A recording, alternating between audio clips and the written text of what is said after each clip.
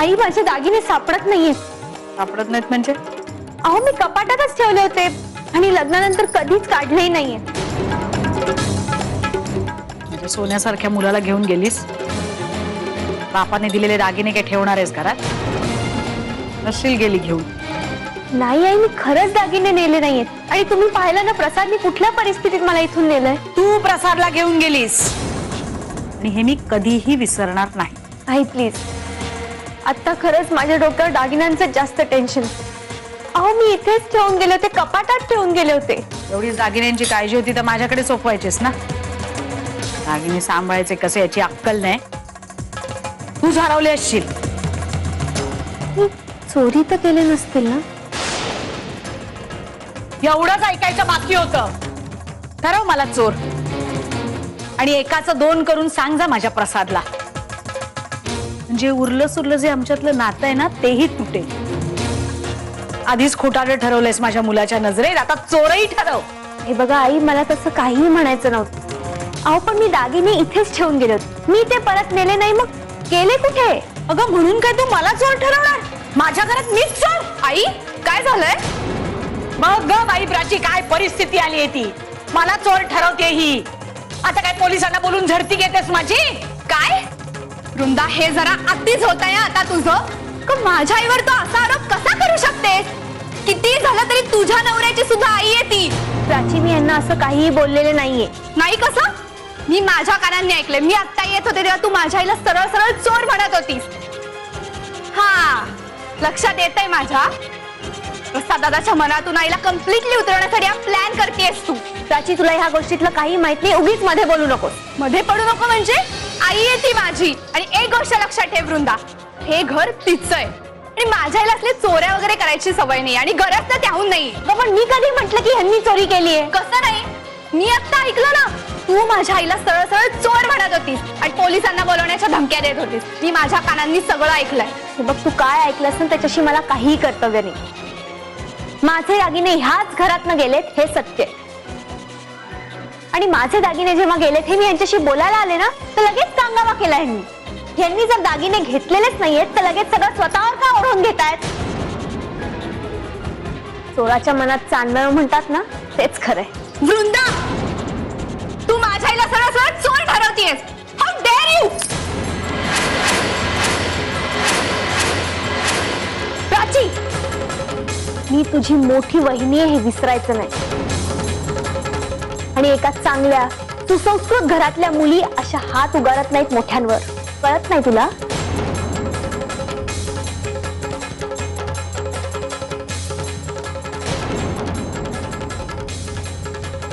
आणि दागिन्यांचंच विचारत असाल तर ते मला माझ्या बाबांनी खूप कष्ट करून घेतले होते.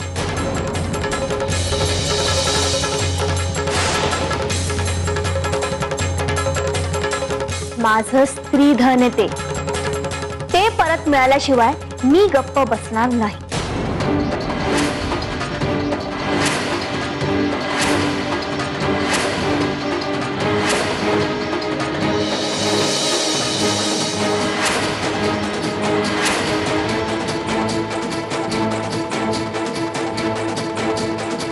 दागिने हवेत. माझा मुलगा दे आणि घेऊन जा तुझे दागिने.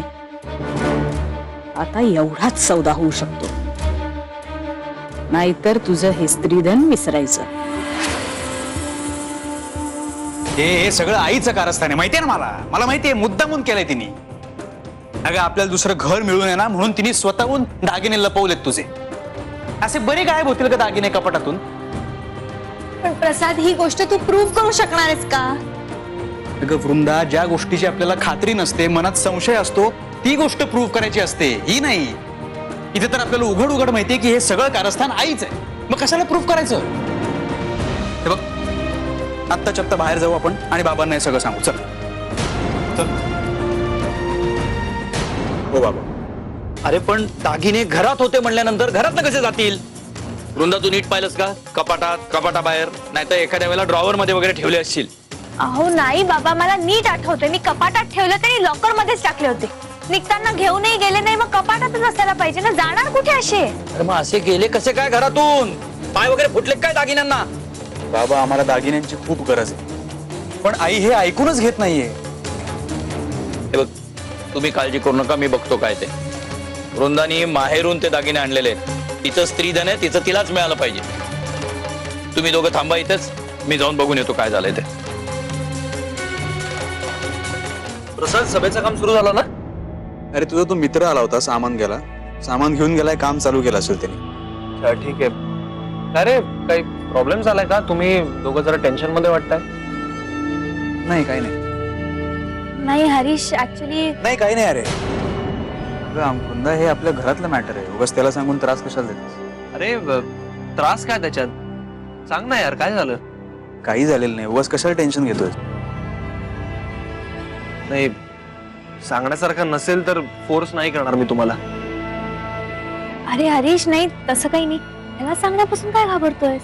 त्यांनी आधीच आपल्याला एवढी मदत केली, ह्याच्यातही करेल तो. तुला सांगत बस असेल तर सांग, जातो मी. अरे प्रसाद ऐक. हा का असा याच्यानं एवढा रागावून गेला? हरीश, तू प्लीज वाईट वाटून घेऊ नको. जरा प्रॉब्लेम्स आहेत ना घरात, म्हणून तो टेन्शन मध्ये. आता काय झालं परत?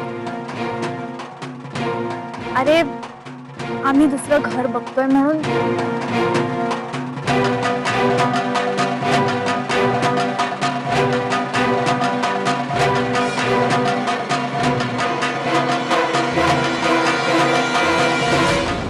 अहो, मी एकदा सांगितलं ना, मी त्या वृंदाचे दागिने बघितले नाहीत. तुम्ही काय मला पुन्हा पुन्हा तेच तेच विचारता हो? कारण घरात आपल्याशिवाय दुसरं कोणी नाहीये. मग त्या वृंदानेच नेले असतील तिचे दागिने. शक्यच नाही. जर तिने नेले असते तर परत कशाला शोधायला आली असती ती? कालच्या पोरीवर तुमचा विश्वास आहे आणि माझ्यावर नाही. अहो, तिने चोरीचा आळ घेतलाय माझ्यावर, तर माझी बाजू घ्यायची सोडून तिची कसली वरी ओढता? आजपर्यंतचा अनुभव तसाच आहे. तू नेहमीच वृंदाच्या बाबतीत खोटेपणाने वागत आली आहेस आणि कांगावा करून माझी दिशाभूल केलेली आहेस. पण एक लक्षात ठेव, आता मी तुझ्या नाटकांना फसणार नाही. आणि एक गोष्ट, उद्या दिवसभरामध्ये जर तिचे दागिने सापडले नाहीत तर मी पोलिसात कंप्लेंट करीन आणि मग मी पोलिसांच्या कारवाईच्या मध्ये पडणार नाही.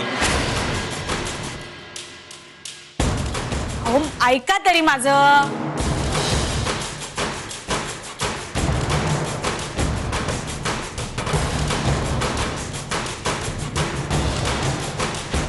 आता माझा नवराच माझा वैरी झालाय म्हटल्यावर बाहेरचे शत्रू हव्यात कशाला? ह्यांना पण ना जरा सुद्धा व्यवहार ज्ञान नाहीये. वृंदानेच दागिने नेलेत म्हणून माझ्या हो मध्ये हो मिळवलं असतं तर दागिने मोडून परस्पर प्राचीच्या लग्नाची सोय केली असती. नाही, यांना ना नको तेव्हा बरोबर सुनांचा पुळका येतो.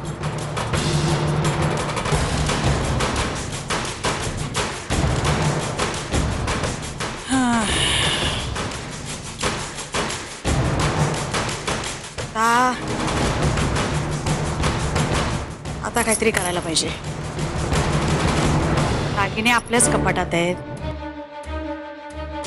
त्यातून एक बांगडी हरवली आहे. झालं, काय करणार? काय करू काय करू काय करू काय करू? कांता कांता, काय करशील ग बाई कांता? बस असंच करायला पाहिजे. ते दागिने सुवर्णाला देते लग्नासाठी म्हणून, आणि मग सांगेन की सुवर्णाच्याच कपाटात होते आणि तिला माहितच नव्हतं ना की हे वृंदाचे दागिने आहेत. तिला वाटलं खोटे आहेत म्हणून तिने घातले आणि एक बांगडी हरवली. आणि सुवर्णा इतकी धांदरट आहे की तिने बांगडी हरवली म्हटल्यावर कोणी संशय सुद्धा घेणार नाही. हा कांता, असंच करूया, असंच करूया. हे सगळं अति होत आहे आता. तू सगळं शांतपणे का ऐकून घेतेस ना हेच कळत नाही मला. त्या कांता चोरग्यांनी आजपर्यंत तुला खाली पाडण्यासाठी जमेल तो प्रयत्न केला, पण आता मात्र अति झालंय. आता त्यांना ठोस द्यायला एक मिनिट हरीश प्लीज, तू आता असं काहीही करू नको. आता आपण डोकं शांत ठेवूनच निर्णय घ्यायला हवे. डोकं शांत ठेवून विचार करण्याची वेळ निघून गेली वृंदा. आता त्यांना एक साधी गोष्ट कशी कळत नाही की जर पोलीस कंप्लेंट केली ना तर पोलीस त्यांना उचलून आत टाकतील. कायद्याने स्त्री धन हे त्या स्त्रीचंच असतं. अरे हरीश, कशाला पोलिसांपर्यंत ही गोष्ट न्यायची? घरातल्या गोष्टी या चव्हाट्यावर आणायच्या नसतात. आणि बाबा गेलेत ना ताईंना बोलायला, ते बघतील काय करायचं. तुला काय वाटतं, कांता चोरगे मुकाट्याने दागिन्याचा डबा काढून देतील आग्या म्हणून? आणि तसं जर नाही झालं तर? नाही झालं तर काय करायचं ते नंतर ठरव. आता बाबा गेलेत, ते बघतील काय करायचं. हे काय प्रसाद कुठे? तो घरी गेलाय बाबा. बाबा काय बोलणं झालं? नाही, मिळतील दागिने, घरातच असतील. मिळतील म्हणजे? म्हणजे चोरीला गेले ते नक्की, आणि चोर घरातला असेल तर त्याला चोरी निस्तरण्यासाठी निदान दिवसभर द्यावा असं वाटतं मला. आणि तरी नाही मिळाला तर याचा अर्थ दागिने हरवलेले आहेत. मग मात्र रीतसर आपण पोलिसात कंप्लेंट करूयात आणि पोलिसांच्या कारवाईच्या मध्ये आपण पडायला नको. बाबा असा का विचार करताय तुम्ही? गोष्टी ह्या थराला जायलाच नको. नाही, अशानं चुका करणाऱ्यांचं फावतं. बरोबर बोलताय काका तुम्ही. ही गोष्ट सहजासहजी सोडून देण्यासारखी नाहीये. एकच बांगडी, दुसरी बांगडी तुझ्याकडून हरवली म्हणून सांगायचं. काय? अगं पण तूच तर ती मदन भाईला विकली होतीस ना? दिल्या घरी तू सुखी रहा, दिल्या घरी तू सुखी रहा.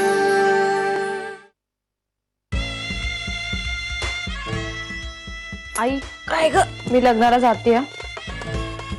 नीट जमा. आई बघ ना, मी किती छान साडी नेसली, पण हे खोटे दागिने घातलेत. बरं नाही वाटत ना? का ग असा चेहरा पाडला सोन्या? खरंच छान साडी नेसलीस. मी तुला अशी ओकी बुकी कशी जाऊ देईन? थांब, देते तुला दागिने. खरंच? नाही, खोट. खरंच तू मला दागिने देणार? हा बॉक्स देणार, दागिने ठेवणार आहात. धर येडोबा. हे दागिने? नसेल कोणी विचारलं तर काय सांगायचं? काय सांगू?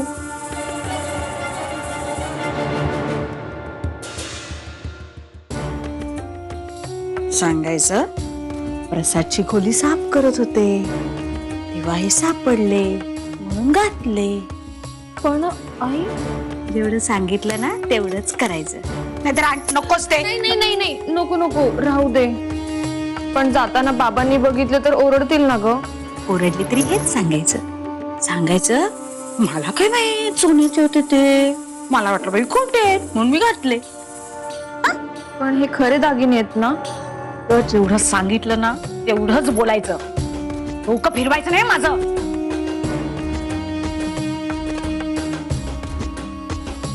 एकच बांगडी, दुसरी बांगडी तुझ्याकडून हरवली म्हणून सांगायचं. काय? बांगडी हरवली? अगं पण तूच तर ती मदन भाईला विकली होतीस. लागले का ग बाळा? तुला काय कळणार ग आईचं दुःख? बरोबर आहे, तुझा अलंकार लहान आहे ना. ते जे काही सगळं करते ना ते माझ्या प्रसादसाठी, त्याला परत आणण्यासाठी ग. 2 मुली आहेत मला, आणि एक कामाची नाही. कसली अपेक्षाच करता येत नाही. ती प्राची, ती मूर्ख आहे, पण तू तर एका लहान लेकराची आई आहेस ना. तुला पण नाही का ग कळत आहे का आईचं दुःख?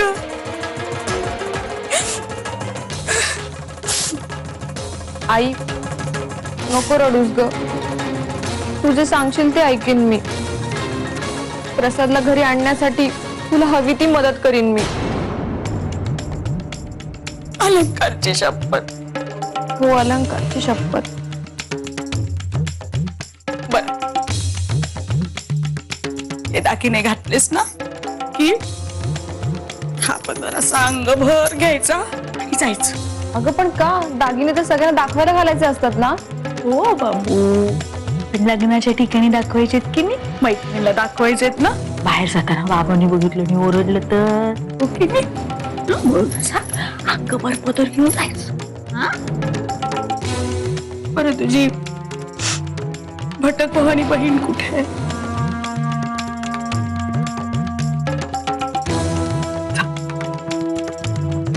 प्राची ग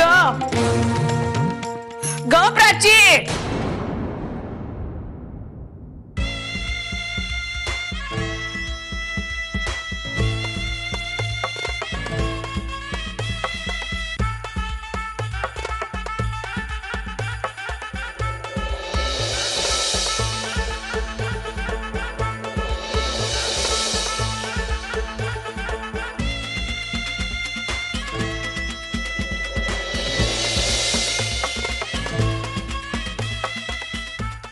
शी, ती सुनं सुनं वाटतंय ना.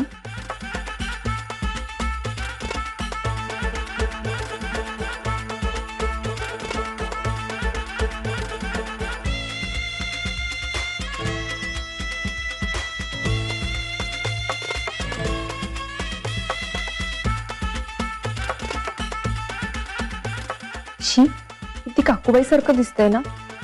पण कोणी विचारल्यावर काय सांगायचं हे ठरलंय ना. काय प्रॉब्लेम आहे? विना पदर असाच करून जाईल.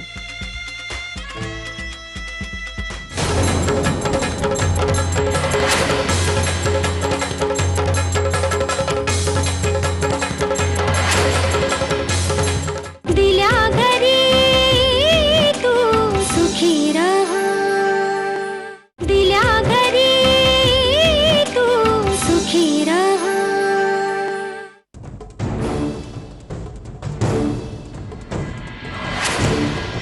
हरीश, अरे मी आहे ना तुझी मैत्रीण. नक्की करेन. आणि थँक्स. थँक्स कशाला? थँक्स तर मी म्हणायला हवं, माझं ऐकतेस म्हणून.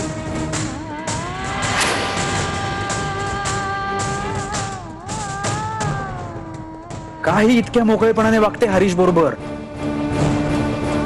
मान्य आहे त्याचे उपकार आहेत, पण मला तिचं असं हरीश बरोबर मोकळेपणानं वागणं नाही आवडत. कसं समजत नाही हिला?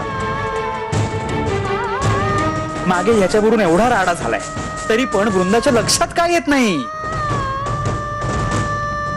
आधीच एवढे प्रॉब्लेम्स आहेत म्हणून मला हा विषय काढून वाद वाढवायचाच नाहीये. मला मला मला काही कळतच नाहीये काय करू मी. मला नाही सहन होते, हे नाही सहन होते.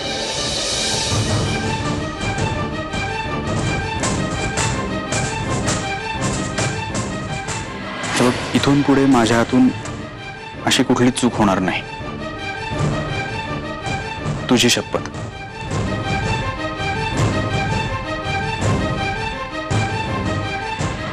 नाही, माझा वृंदावर पूर्णपणे विश्वास आहे. ती असं कधीच करणार नाही. ही माझ्यातली इन्सिक्युरिटी आहे म्हणून मला असं सारखं वाटतं. माझं तिच्यावरती नितांत प्रेम आहे. मी तिच्यावरती चिडायला नको होतं, रागवायला नको होतं तिच्यावर. तू काळजी करू नकोस, उद्या या गोष्टीचा सोक्षमोक्ष मी नक्की लावेल. ठीक आहे बाबा, मी घरी जाते. होय, मी पण घरीच चाललोय. तू काळजी करू नकोस, मिळतील दागिने.